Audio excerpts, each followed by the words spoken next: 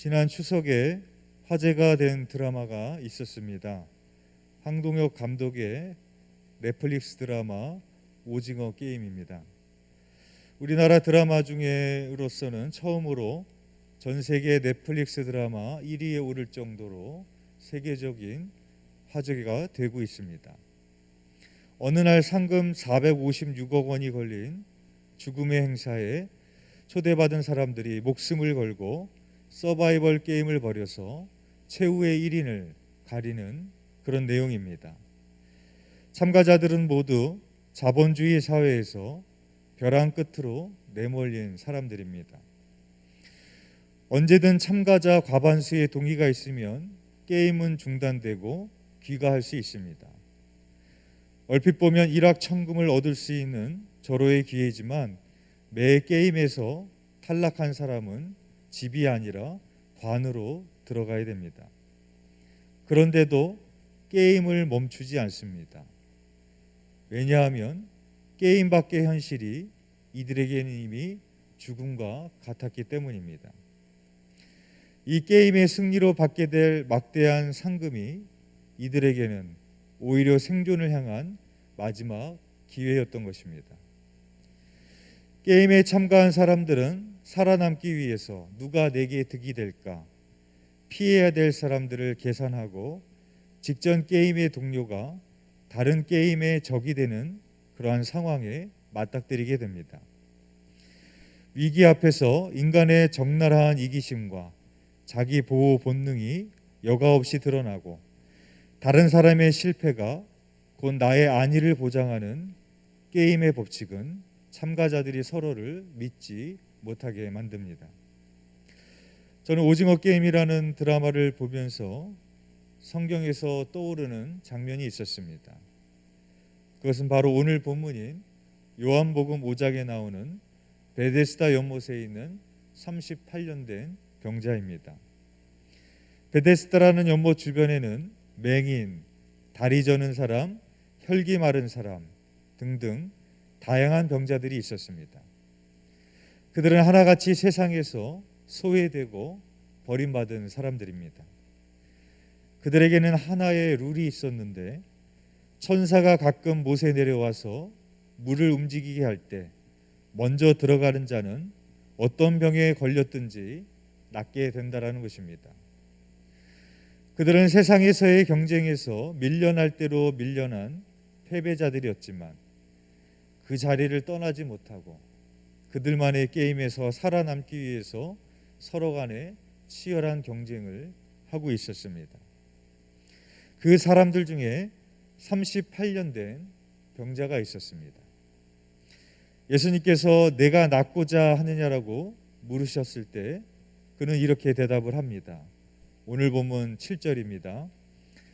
병자가 대답하되 주여 물이 움직일 때에 나를 못에 넣어주는 사람이 없어 내가 가는 동안에 다른 사람이 먼저 내려가나이다. 38년 된 병자의 말처럼 베데스다 연못 주변에 38년 동안이나 누워 있었으니 누가 그를 연못에 넣어주지 않는 한 자기 힘으로 다른 사람들을 제치고 그 연못에 먼저 들어갈 승산이 거의 없는 사람입니다. 그러나 그곳에는 38년 된 병자를 못에 넣어줄 만한 그러한 친구는 없습니다.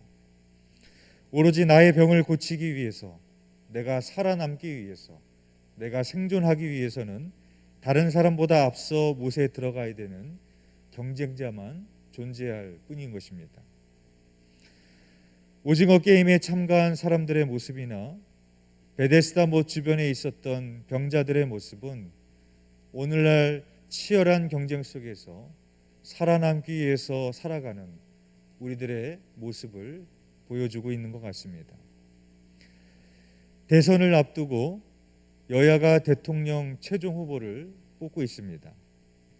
평상시에는 같은 정당이어서 의견이 일치되고 사이가 좋았던 것처럼 보였지만 막상 대통령 후보가 되기 위해서는 여야가 할 것 없이 같은 정당 안에서도 친구도 없고 동지도 없습니다. 오직 다른 사람을 누르고 1등을 해야만 대통령 후보가 될 수 있는 치열한 경쟁 사회, 서든데스의 모습을 정치권에서도 보게 되어집니다. 또한 오징어 게임이라는 드라마는 교회의 부정적인 모습을 그리고 있습니다. 이 오징어 게임에는 기독교인이 3명이 등장합니다. 첫 번째는 244번 그 지영이의 사연을 보면 엄마를 때리고 자신에게 나쁜 짓을 한 그 아버지의 사연을 소개합니다. 그런데 하필 그 아버지는 악행을 저지르고 항상 죄를 사해달라고 기도하는 목사였습니다. 두 번째는 224번 참가자입니다. 그는 첫 등장에서 우리를 구원해 주실 분은 오직 주님뿐이라는 대사를 합니다. 그리고 징검다리 건너기 게임에서 선두에 서서 주저앉아 기도하며 시간을 끄며 원성을 사기도 하고 다른 사람들을 밀어 떨어져 죽게 하고서는 자신은 살았다고 감사 기도하는 모습을 보입니다. 저는 이 장면들을 보면서 참 마음이 대단히 불편했습니다. 감독이 기독교를 너무 편파적으로 그리고 있구나, 너무 부정적으로만 그리고 있구나, 그렇게 마음이 불편해졌습니다. 그러다가 드라마 말미에 마지막 기독교인, 3번째 기독교인이 등장을 합니다.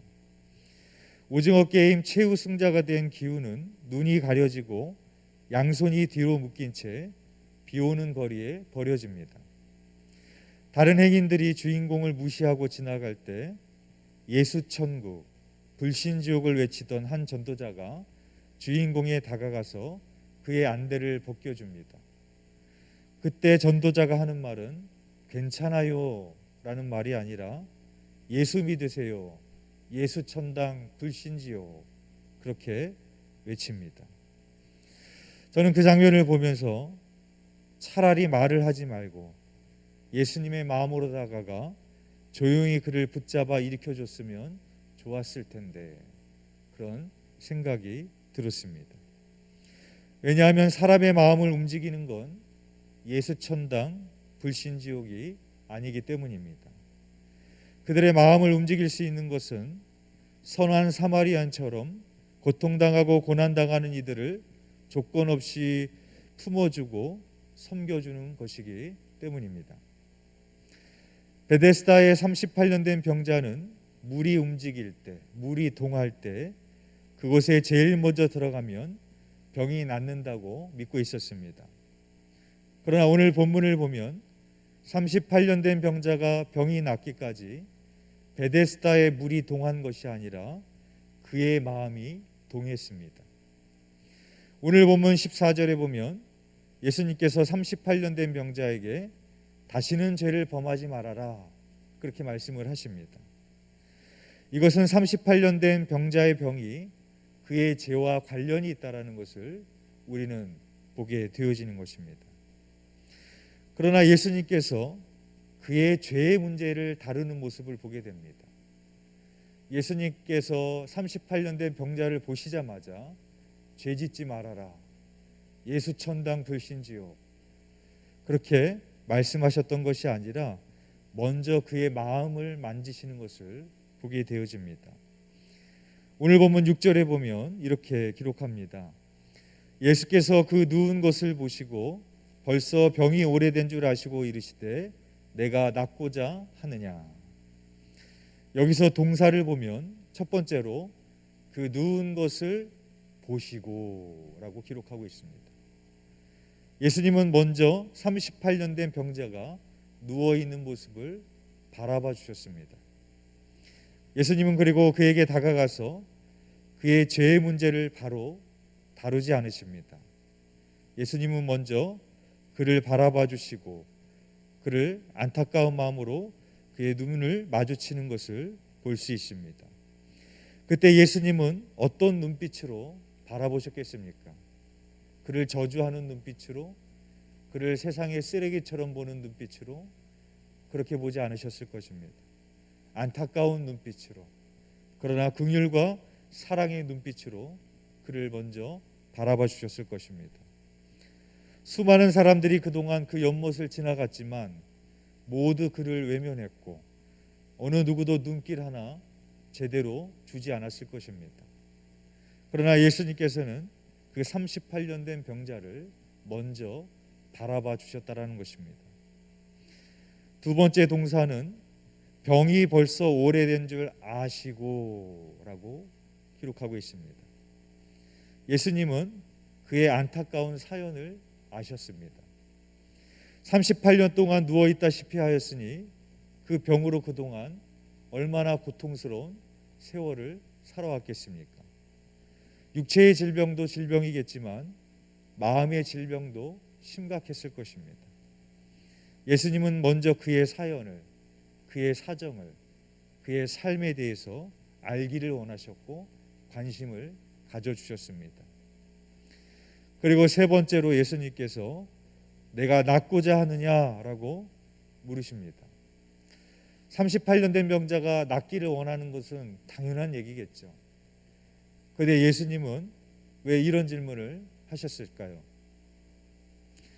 지난 38년 동안 물이 동하기만 하면, 제일 먼저 못에 들어가면 병이 낫는다라는 그 말도 안 되는 룰 속에서 살아가며, 또 이 사람에게 밀리고 저 사람에게 치이는 치열한 경쟁 속에서 루저로 살아가면서, 실패자의 모습으로 살아가면서 어느덧 자신이 병이 낫기를 포기하고 있었을지도 모릅니다.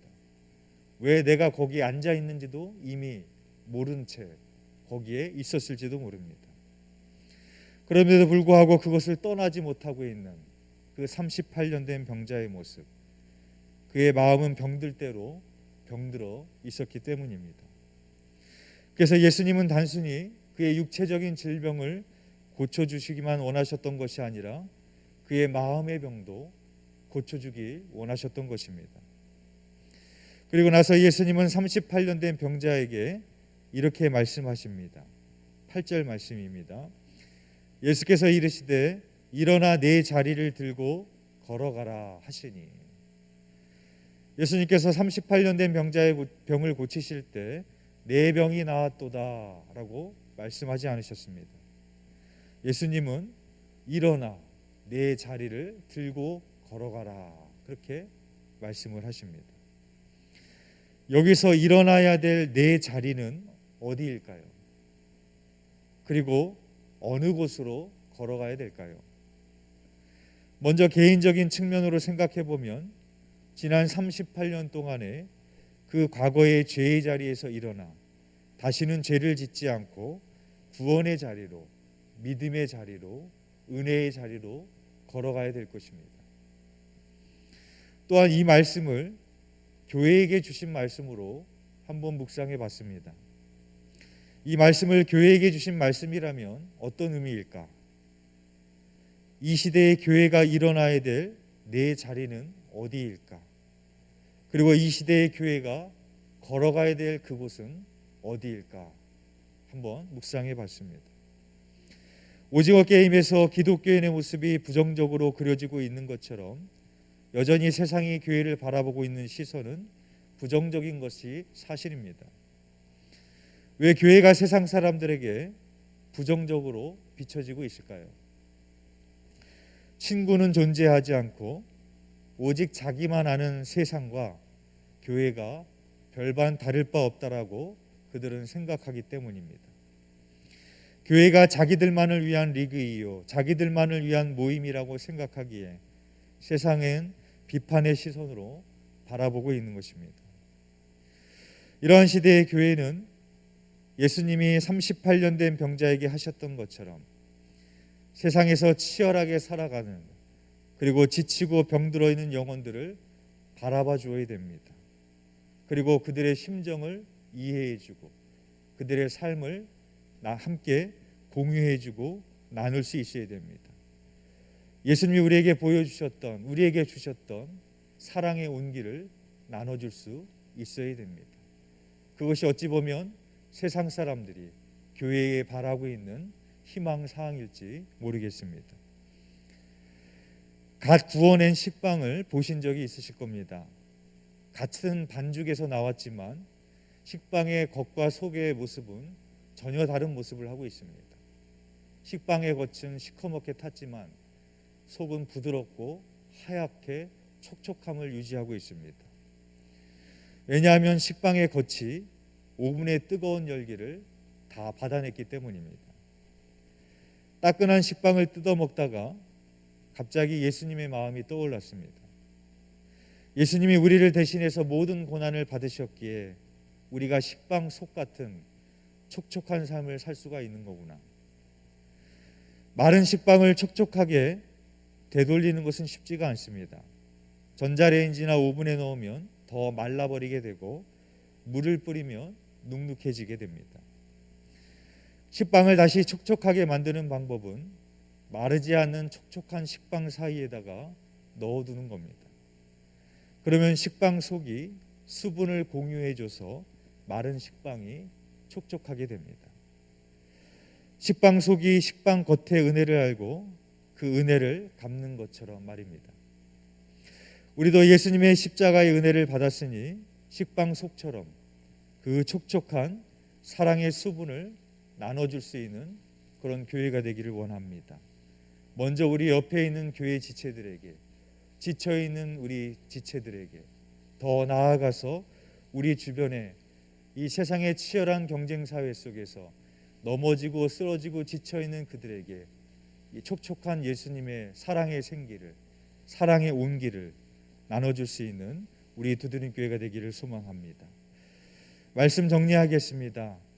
그러므로 교회의 공동체에 소망이 있습니다. 세상은 여전히 교회를 비판하고 부정적인 시각으로 쳐다보고 있지만 이러한 치열한 경제사회 속에서 서든데스의 사회에서 그들을 위로하고 섬기고 사랑의 온기를 나눠줄 수 있는 것은 바로 교회의 공동체이기 때문에 그렇습니다. 바라기는 우리 두드림 교회가 세상을 향하여 예수님의 촉촉한 그 사랑의 온기를 나눠줄 수 있는 교회가 되기를 간절히 소망합니다. 이제 우리 함께 찬양하고 기도하는 시간 갖도록 하겠습니다.